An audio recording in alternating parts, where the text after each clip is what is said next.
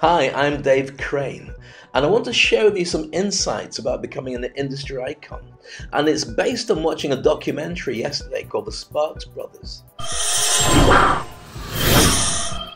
the Marx Brothers have been around and known as Sparks for the best part of 50 plus years. In fact, they're in their 70s, mid to late 70s, and have been pop stars for as far back as I can remember. The two of them, Russell, the singer, and Ron, the keyboard player, are iconic because Russell's flamboyant, really good looking, dancing, singing, throwing himself around the stage with a really high falsetto voice when he decides to bring it out. And Ron looks like a cross between Adolf Hitler, Charlie Chaplin, and the guy who really doesn't want to be there. But that's all part of their mystique and their charm. Now, as I'm talking about Sparks, I know that you're probably going, I don't know who you're talking about, but there are people who now are going, yeah, I know them, I remember them. Because what they've done is popped up throughout our musical history with songs that did really well and then disappear again. But they never disappeared. They kept going, but sometimes the flavour of the art that they produce is not in line with what goes on in the charts. That doesn't mean that they've ever changed. They've never changed. But they have evolved. So when they've changed their art to suit where they want to go next. Like Prince, like Madonna, but not to fit in with charts.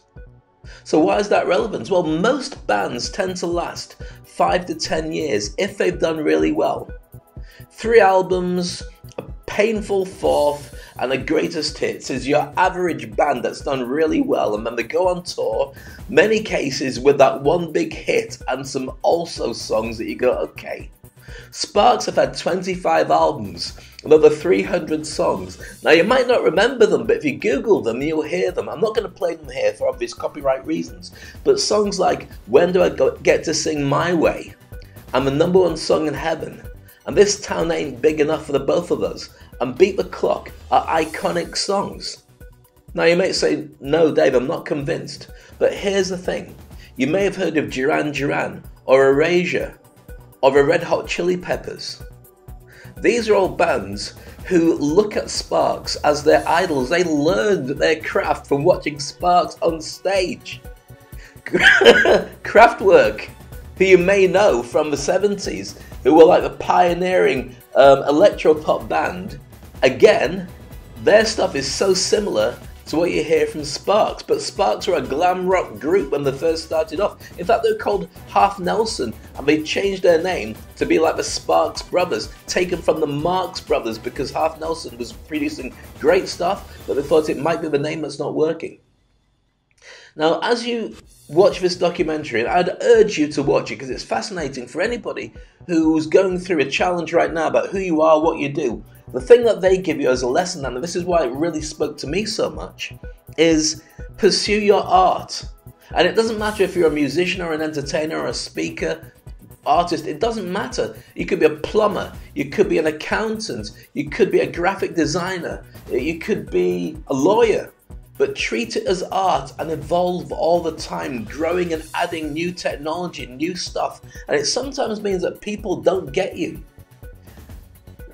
Sparks were perceived by most people as a British band, not as an American band. They had to go to Britain to become famous. Then they went back to America and got ignored again because they're kind of weird. Because sometimes Ron, the guy with the little moustache, would wear a dress on videos or whatever it would be, because that was their art evolving and doing it. Of course, many people didn't like that, but British would kind of laugh because it was their band and that's kind of what they're doing. But they made it big all around the world, eventually making it big as well in the US. And featured on Dick Clark's Bandstand and lots of shows like that.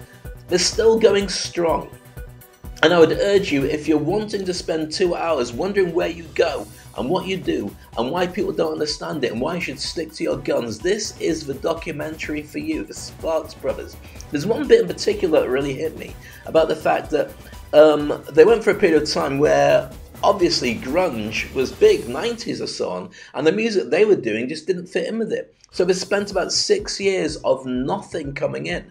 No record company would touch them. They couldn't do any promo stuff. They're trying to get films made, movies made with Tim Burton and Jacques Tati and other people, but they just never actually came off. But they pursued their art, and during those 6 years, they survived on the fact that they didn't blow all their money on drugs and rock and roll. They put some aside because it wasn't about the party, it was about growing their art. So for 6 years, without any financial help, they carried on, and every single day, 7 days a week, from 9 until 7 at night, they made music and evolved their craft.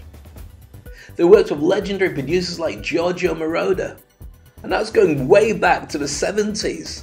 But if you know Giorgio Moroder, responsible for the likes of I Feel Love with Donna Summer, and Together in Electric Dreams of Phil Oakey, and basically inventing the Euro pop stroke disco stroke house scene in many ways. And you know how legendary and iconic his name is to be attached to people like these guys.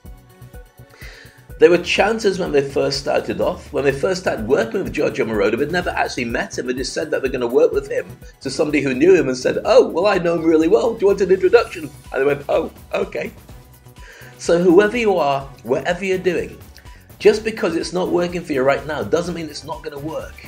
This is about longevity. These guys have been going 50 years, up and down, good times, bad times, but they never keep pushing who they are. They never forgot who they were, even to the point that in the 90s, when they started launching new music that they were creating, they were getting ripped off by radio stations who were saying, "Look at these guys, they're so derivative, they sound like so many other bands," without understanding that the other bands learned their craft by watching Sparks and seeing how to do it properly.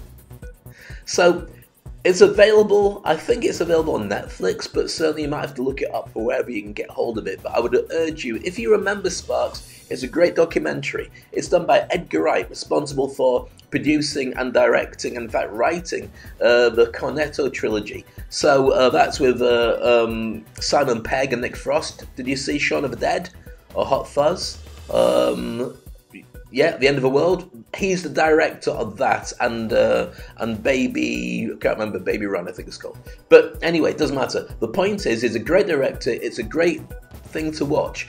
And while they're still alive and still with us and carving up this incredible music in their mid to late 70s, you should watch what they're doing, because it doesn't matter what industry you're in and what you're doing. These guys are industry icons, and you can be too. And to be honest with you, you should. Have an amazing day. And I hope that your career rocks as much as Sparks.